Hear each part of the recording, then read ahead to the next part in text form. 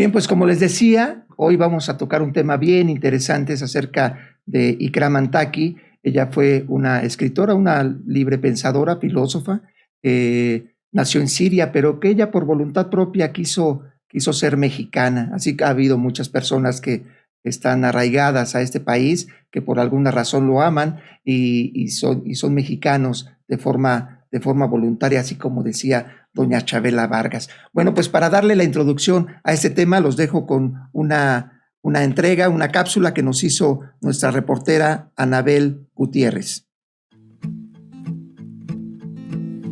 Ikram Antaki nació en Damasco, Siria, en 1947. Su abuelo fue el último gobernador de Antioquía a quien se le atribuye haber salvado a miles de armenios del exterminio turco en 1915. Ikram estudió literatura comparada y lingüística en la Universidad de París, donde también obtuvo su maestría y doctorado. Llegó a México en 1975, sin hablar una palabra de español y sin el propósito de quedarse, pero el nacimiento de su hijo la arraigó definitivamente en este país. Colaboró en los diarios El Día, Uno más Uno, Excelsior, El Universal y El Nacional, y en revistas como Siempre, la revista de los universitarios y Vuelta. A lo largo de su vida escribió 29 libros en español, árabe y francés. De ellos destacan La cultura de los árabes, El manual del ciudadano contemporáneo y El pueblo que no quería crecer. También fue autora de la antología de 13 volúmenes del Banquete de Platón, colección que tenía el propósito de rescatar el trabajo de investigación y los contenidos de los mejores programas de la emisión radiofónica con el mismo nombre. Ikram Antaki falleció el 31 de octubre del 2000 a los 52 años en la Ciudad de México. El pensamiento es una dialéctica abierta. No se busca tampoco la conciliación, porque buscar la conciliación es renunciar a la discusión. Se rechaza todo sistema. Se da la primacía a la palabra que cuestiona. Sacudir la quietud. Finalmente, hacen lo que hacemos en este programa. Para Revista Latente reportó Anabel Gutiérrez. Sacudir la quietud es parte del pensamiento de Ikram Antaki. Bueno, pero para hablar sobre este personaje, entrañable personaje, y además que ha dado un pensamiento muy claro al tema político en México, pues tuvimos la dicha, la oportunidad de invitar a una persona que es experta en este tema. Les voy a leer un poquito acerca de su biografía. Él se llama César Pino Moctezuma, nació en la Ciudad de México en mayo de 1971. Somos de la misma edad. Él estudió informática en la Universidad Tecnológica de México, donde también cuenta con un posgrado en calidad y productividad. Aunque su formación es de ingeniería, fíjense qué interesante es la semblanza de este personaje. Desde muy joven, César se ha interesado en la filosofía y en la historia, con el loable afán de entender el mundo en el que vivimos. César Pinto conoció el trabajo de Ikram Antaki por los programas matutinos con el periodista, no sé si lo recuerden, el periodista José Gutiérrez Vivó, y desde ahí se convirtió en estudioso de su trabajo. Gracias a este trabajo que hizo de estudiar la obra de Ikram Antaki, ella le llamó la atención de la escritora y lo invitó a participar en algunos programas de radio. Actualmente, César Pinto es administrador junto con Isaac Marquina y Carlos López del foro El Mundo según Ikram Antaki, el cual está abierto en Facebook. Y nos da mucho gusto contar con la presencia de César Pinto, a quien le damos la más cordial bienvenida. Te agradezco mucho, César, y te mando un fuerte abrazo. Igualmente, Ricardo, muchas gracias. Un saludo.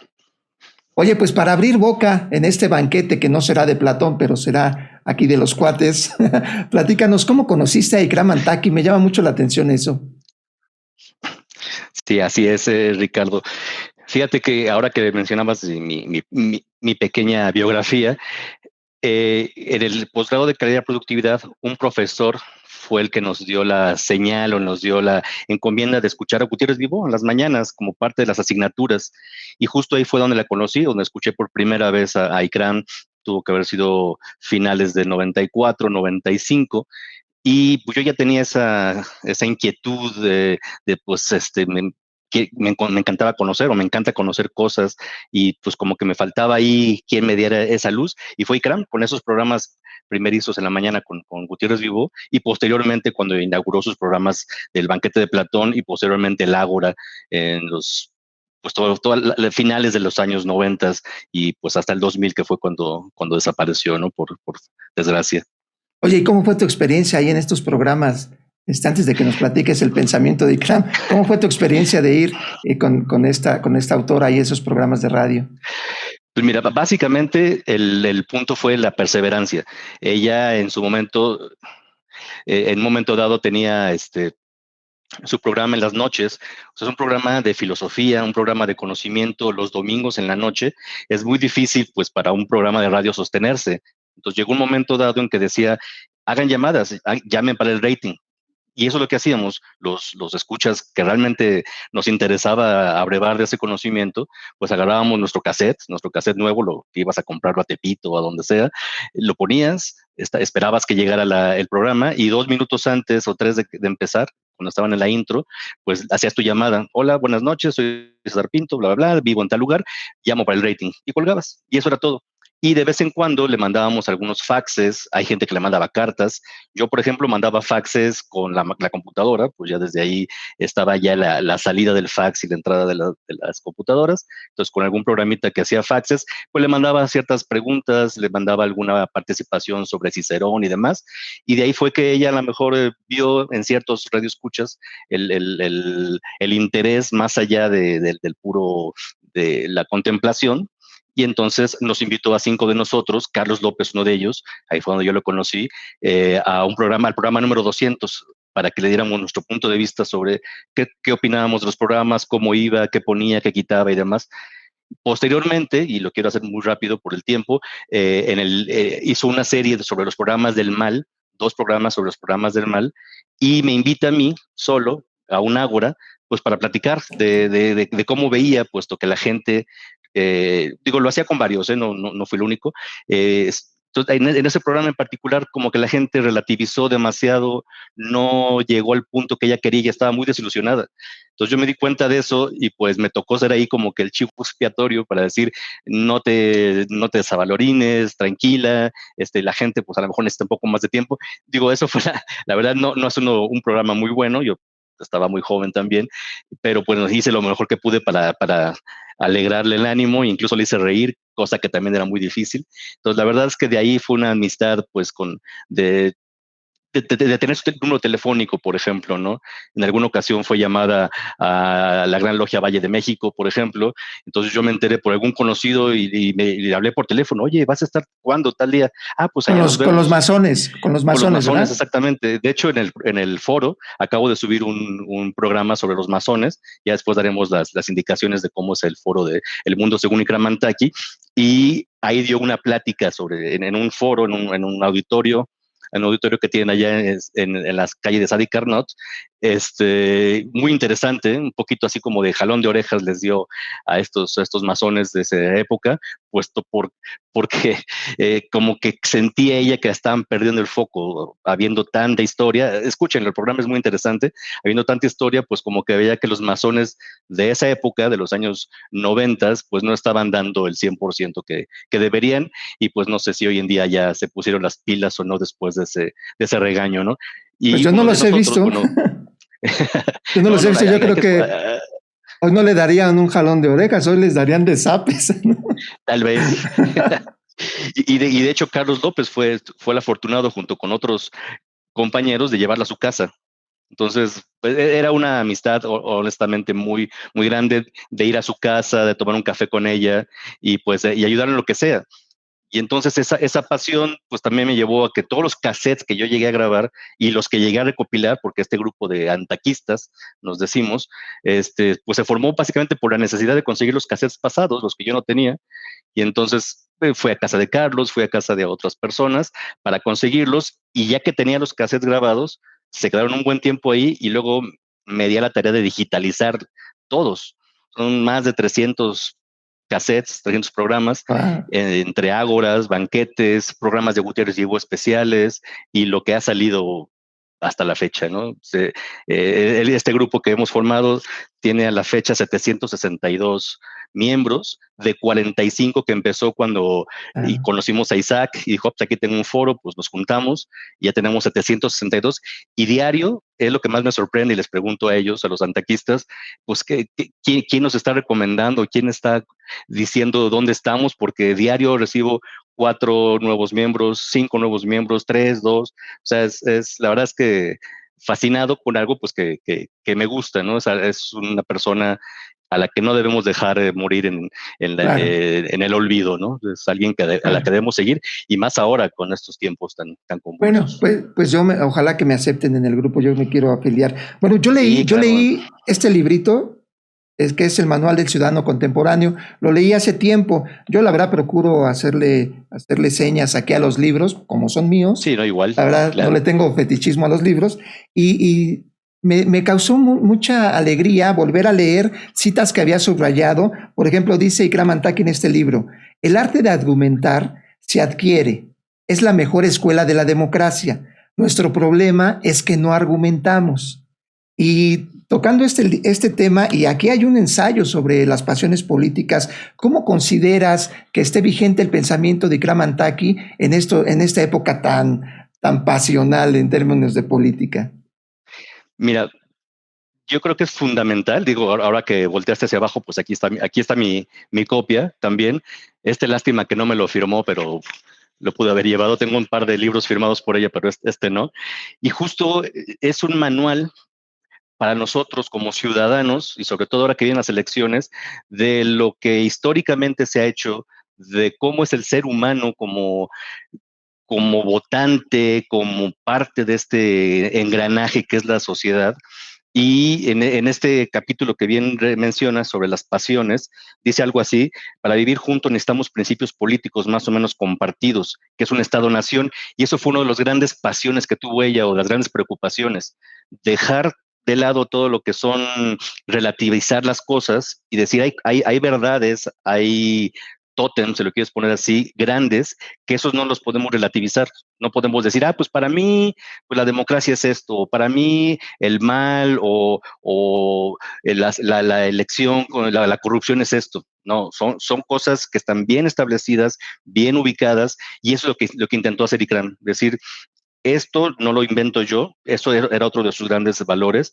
Ella leyó muchos libros, leyó a muchos autores y su don era el de enseñar, su don era el de resumir y dar a los demás. Y en ese sentido decía, no te preocupes, yo ya leí estos 10 libros, estos 8 libros y te estoy dando el resumen, te estoy dando lo que tú deberías de saber sobre la nación, sobre el Estado, sobre los medios, ahora que lo mencionaste, la, las monarquías, etcétera, de una manera tan sencilla, tan padre, que bajaba el nivel a nivel de radioescuchas para que comprendiéramos y platicáramos con ella, ¿no? Te digo, tenía desde mi punto de vista, tenía un gran rating para un programa dificilísimo que era un domingo a las 8 de la noche, por ejemplo, ¿no? Claro. Entonces, la verdad es que hoy en día es muy interesante saber cómo, por ejemplo, en democracia, en las elecciones, cuando vienen las elecciones, la gente se enardece, la gente empieza a buscar culpables, ve de otro color lo que veía antes de otra forma, y ella lo explica bien tomando a Freud, tomando a Tocqueville, tomando a Corneille, tomando a San Agustín incluso, y si tú te sorprendiste con esto, bueno, yo te voy a decir una cosa, cuando San Agustín plantea un problema, dice, el cristianismo suaviza a la gente, feminiza a la gente. Con la contemplación, los cristianos se alejan de la gloria de la ciudad. Entonces, por eso era tan importante tener el Estado y el gobierno, el poder, ambos poderes, pero que ellos dos a una altura se hablaban y el pueblo es el que veía de los dos y decían, pues se llevan muy bien el rey y la iglesia, ¿no? Pero aquí está explicado por qué y aquí está explicado por qué Maquiavelo lo ve de una forma, por qué Corneille lo ve de otra forma, Tocqueville. Entonces, creo que este manual es algo, es una de las obras torales de la obra de Ikram Antaki, después de sus novelas, después de lo que investigó sobre Egipto, sobre la historia, la ciencia, pero esta es una obra que pues, le regala a los mexicanos, ella como mexicana, nos lo regala a nosotros diciendo, no se pierdan, no se vayan por las ramas. Esto es lo que cualquier ciudadano consciente de su papel en la democracia y en la sociedad debe de conocer. Creo que eso es Sí, una de lo más importante. como bien dices, pues el pensamiento de Ikram-Antaki estaba aterrizado y puede ser digerido a cualquier nivel. Bueno, yo conozco tu pensamiento, César, he leído acerca de lo que has escrito ya desde hace tiempo, y bueno, pues tú eres una persona digna de estar en el programa de Ikram-Antaki, pero sé también que Ikram-Antaki era muy dada a buscar argumentaciones dentro de cualquier persona, ¿no? Pero siempre buscando el disenso. Hay una característica que yo encontré en este libro que plantea cosas que le mete el dedo en la llaga y luego hasta les echa salecita, ¿no? Tratando de sacar esta conceptualización. Yo considero, César, salvo lo que me digas en este momento, que el Manual del Ciudadano Contemporáneo no es una receta de cocinas, sino que es, pues dicho coloquialmente, es meter listón para sacar un moño. ¿Qué piensas de eso? Para sacar hilo. No, definitivamente estoy de acuerdo contigo.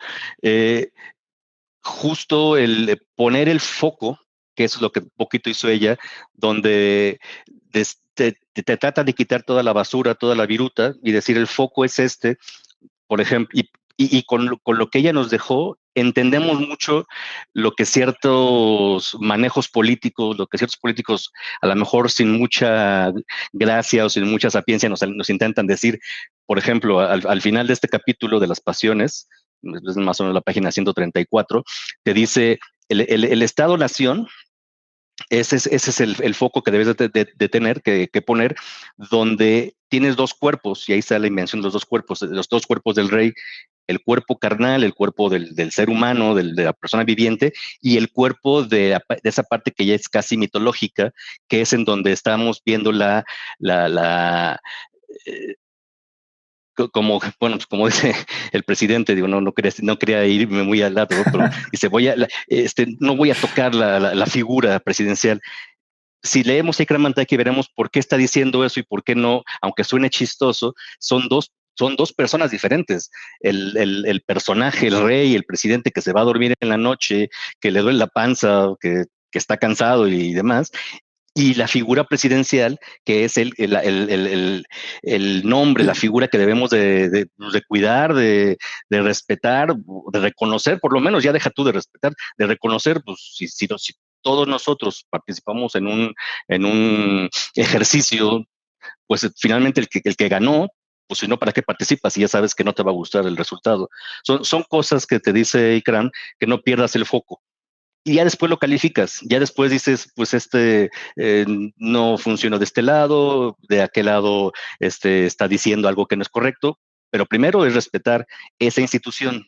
Entonces las instituciones son las que se Claro, tienen que reconocer, ¿no? Entonces era son muy... de esos pequeños detalles que, como bien decías en algún momento, ya no sabes si son de ella o si son de la persona que está citando, pero pues ella finalmente no es el clásico filósofo o el clásico historiador de pensamiento enciclopédico que te da así la cita y sin rollo, sino que ella lo que hacía era tratar de aterrizarlo. Había un dato curioso cuando la gente en su programa le mandaba preguntas. Había unos que sabía que tenían formación filosófica y le decían, oiga, maestra, ¿y qué pasó con la parte epistemológica de Kierkegaard? O cuando Hume hace no sé qué. Y dice, a ver, tranquilo, o sea, este no es un programa para eso. O sea, yo le estoy hablando al ama de casa, le estoy hablando al trabajador que viene cansado y que quiere, bueno, que está a punto de arrancar una nueva semana al día siguiente. Entonces, lo que yo hago no es de ese estilo, y no es porque no lo supieran, al contrario. O sea, ella era antropóloga de profesión, pero también pues, tenía formación filosófica, como te lo comento, y entonces lo que decía es, quitaba esas preguntas y volvía otra vez a la parte de llana, ¿no? A la parte de suelo plano para que la gente pudiera entenderla. Y todo eso, que afortunadamente, digo, si la gente no llegó a escuchar los programas de radio, pues todo eso está en los compendios del banquete de Platón. O sea, lo más importante, aquellos programas, los más representativos, pues están compilados en, no sé, deben ser una veintena de libros de todos temas, grandes temas, historia, filosofía, ciencia, etcétera.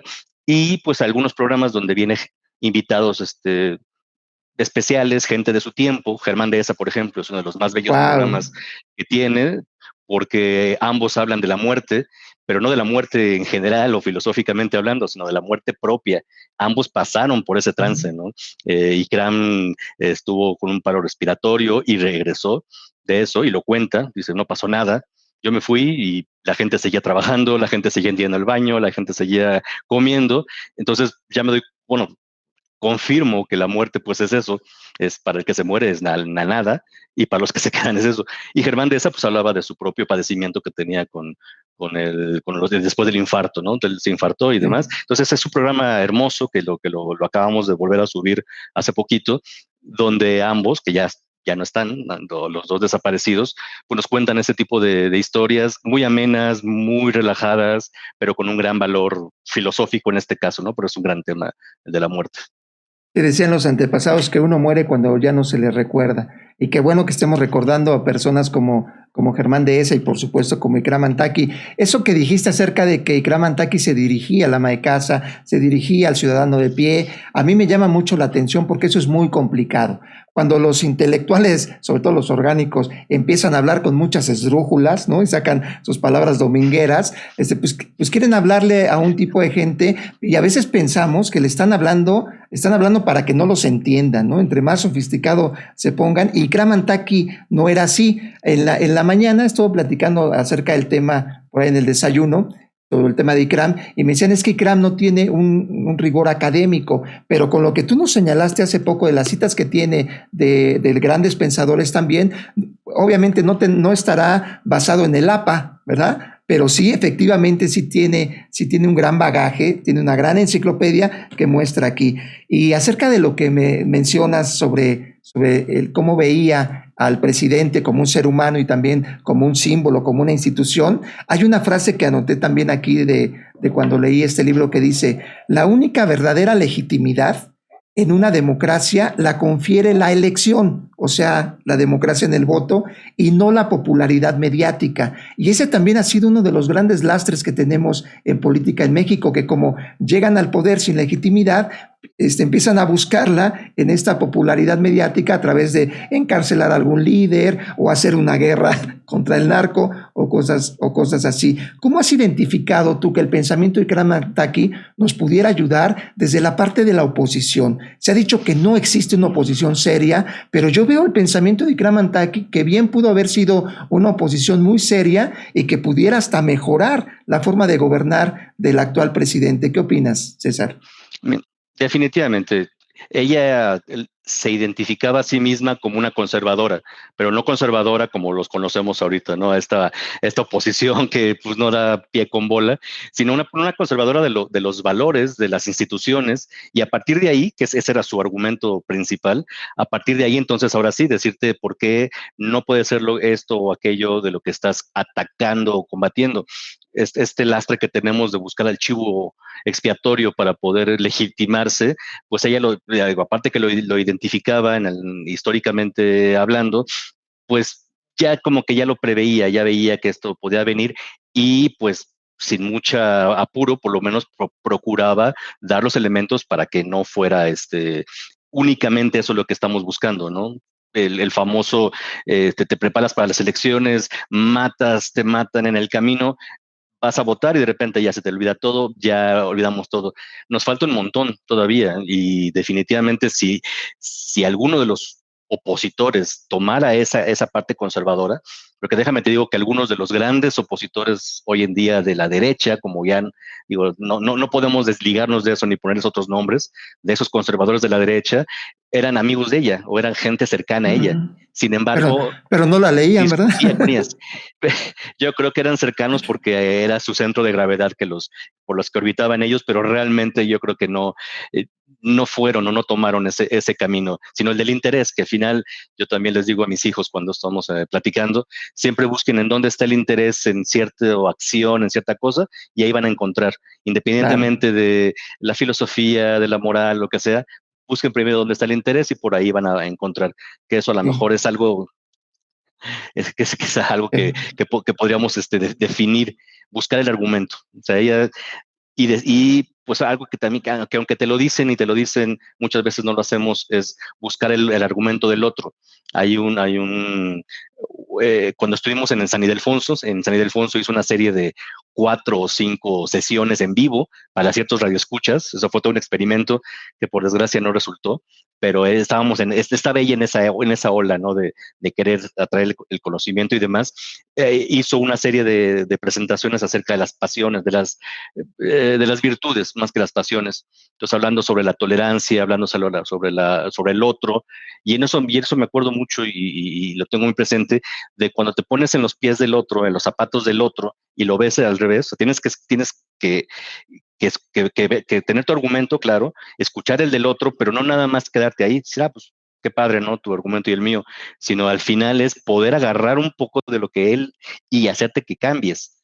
Y ese tipo de cosas que son muy de nuestra cultura, nuestra herencia occidental, eso es lo que más me atrajo de Ikram Antaki, porque en ese entonces, bueno, siempre, ¿no? Pero yo cuando lo veía de joven, decía, pues estamos muy influenciados por la cultura americana y de ahí nos llega todo, las modas, las tendencias, pero lo que está pasando del otro lado del charco no lo vemos o no nos enteramos, no sabemos.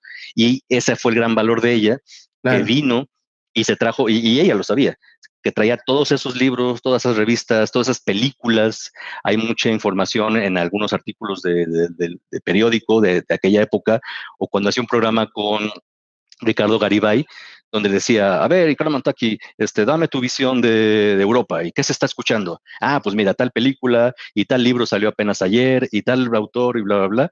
Entonces, eso fue lo que más me fascinó, que estás trayendo la cultura occidental que la tenemos, porque pues no podemos decir que tenemos otra más que esa, pero conocerla realmente y no tergiversada por lo que nos está llegando de nuestros, sí, culturalmente hablando, los vecinos del norte. De los gringos. ¿No? De los gringos. Entonces, no estoy tan seguro si hoy en día, digo, ya murió hace 20 años, pero si hoy en día estaría activa, y si estaría activa o fuera una activa opositora de lo que estamos viendo ahorita, porque pues por desgracia esta cultura electoral que tenemos hoy en día nos lleva a decir, pues, estoy de este lado, estoy del otro lado. Y esta parte de estar en medio, de reconocer los grises, como dicen, ¿no? Ni blanco ni negro, sino toda la gama de grises, esa es la parte que yo le agradezco a ella, pues porque te da otra visión, te da una visión contemplativa, tal vez menos belicosa, pero puedes de alguna manera como que bajarle la velocidad y ver si realmente tienes el argumento para decir esto o aquello, si realmente la primera vez que estás señalando, este es el culpable, este es el chivo expiatorio, si no estás más bien dejándote llevar por estas pasiones que hoy en día pues están a lo máximo, ¿no? Si tuviéramos un termómetro estarían súper rojas. Pues la verdad es que este libro no tiene desperdicio, se los recomendamos ampliamente. Podrían empezar este libro de los 29 libros que escribió Ikram Antaki, podrían empezar precisamente con este que nos dice César Pinto, que nos dice que lo dedica a nuestro país. Yo como parte de los medios de comunicación, César, me llamó mucho la atención el capítulo que habla sobre los medios, sobre el poder mediático, y dice algo así como que en nombre de la libertad de expresión, de la lucha contra la censura y otras cosas, los medios están nadando en plena impunidad. Y la verdad es que vemos algo, escenas de los medios que dan mucha vergüenza. Nosotros que somos independientes, pues tratamos de no operar bajo esas reglas, y así hay muchísimo periodismo que se está haciendo de manera legítima. Bien, César, pues para terminar, nos gustaría mucho que nos platicaras dónde podemos entrar a este grupo, si es que nos van a aceptar, nos hacen un examen. Platícanos un poquito del mundo de Ikram Antaki. Claro que sí. No hay ningún examen ni tampoco preguntas para iniciar. Simplemente buscar en Facebook, solamente está ahí, El Mundo Según Ikram Antaki, y la aprobación, ya sea vía Carlos, Isaac o yo mismo, pues casi siempre estamos checando ahí el celular y lo estamos aprobando. Y los audios que yo he subido, los audios digitalizados que he subido, están en un sitio que se llama iVoox, IVOOX, iVoox, y desde ahí los llevó al sitio de ICRAM. O sea, no hay ningún, no son audios diferentes, no es simplemente voy subiendo uno cada semana más o menos, como te digo, son más de 300, entonces pues es algo divertido, finalmente es algo no tenerlo todo de un jalón, sino poco a poquito viendo la curaduría, pues digamos que la hago yo, de lo que estamos viviendo, lo que estamos haciendo, y pues, pues también a la gente que está ahí, estos 700 y tantos participantes, pues también les pido que podamos participar un poco más, comentar los audios, que ese es el siguiente paso. Ahí está el audio, ahí está el programa, pero ¿qué pasa si los discutimos, si los platicamos, si vamos más allá, ¿no? Entonces, El Mundo Según Ikram Antaki en Facebook. Muy bien, pues ahí te vamos a buscar, César, y pues la verdad es que yo te agradezco muchísimo que nos hayas venido a transmitir un poquito de este cariño por una persona que se convirtió en el amor a la sabiduría, y eso te hace ser un verdadero filósofo, César, lo cual reconozco desde hace muchos años que te conozco, veo en ti un gran pensador. Te agradezco mucho que nos hayas acompañado, César. Muchas gracias, Ricardo. Un saludo para todos. Gracias. Hasta luego. Bien, amigos, pues los dejo con un pequeño corte y continuamos. Les traigo otro chisme de la política. En un momento continuamos.